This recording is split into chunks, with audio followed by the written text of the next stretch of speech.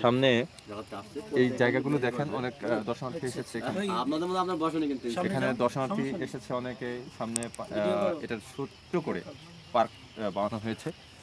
এখানে আছে নার্সারির ব্যবস্থা করা হয়েছে। এখানে আপনাদের যাদের গাছ লাগবে, এখানে এর আগে কমলার বাগানটা নিয়ে শাইখ সিরাজ একটা প্রতিবেদন করেছিল। আছে অনেক ধরনের গাছ আছে এখানে, ছোট বৃক্ষ আছে, যাদের লাগবে চারা আছে, চারাগুলো নিতে পারেন। অনেক দর্শনার্থী এসেছে এখানে, দেখতে পারেন। এখন সন্ধ্যা হয়ে গেছে, তারপরে যতটুকু দেখানোর আপনাদেরকে দেখানোর চেষ্টা করব। সুন্দর একটি পরিবেশ, গ্রামের মাঝে ছোট্ট একটি জায়গা, এবং মোটামুটি ধরনের ভালো একটা পরিবেশ এসে আপনারা উপভোগ করতে পারবেন। পরিবেশটা খুবই ভালো।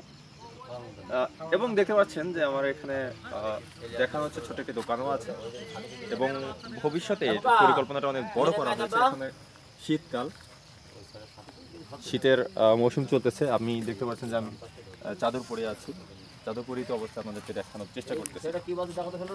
আর দেখুন, খুব সুন্দর একটি জায়গায় কিন্তু আপনাদের জন্য অবসর সময়ে যাতে সময়টাকে আপনারা নিজেদেরকে একটু টাইম পাস করতে চাইলে এখানে আসতে পারেন।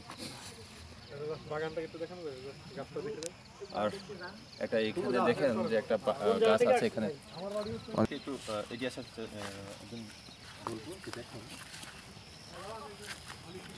এখানে সুন্দর কতগুলো কমলা আছে। এটা হচ্ছে সে কমলা গাছ। এখানে একটা কমলা গাছ এখানে রাখা হয়েছে, এটা কমলা বাগান ছিল।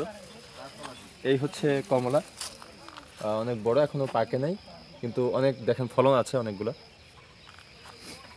এর আগে শাইখ সিরাজের একটা প্রতিবেদন দেখেছেন আমাদের এই মহেশপুরের এই চাপাতলাতে এই ধরনের এই বাগানটাকে নিয়ে, এই কমলার বাগান নিয়ে একটা প্রতিবেদন করা হয়েছিল, এবং সেই বাগানটা এই মুহূর্তে একটা পার্কে পরিণত করা হয়েছে। আপনারা আসবেন এখানে সুন্দরভাবে আপনাদের পরিবার নিয়ে এসে আপনাদের সময়টাকে আরও রোমাঞ্চিত করতে পারেন। সম্পূর্ণ বাগানটা আপনাদেরকে ভিডিওর মাধ্যমে দেখানো হবে।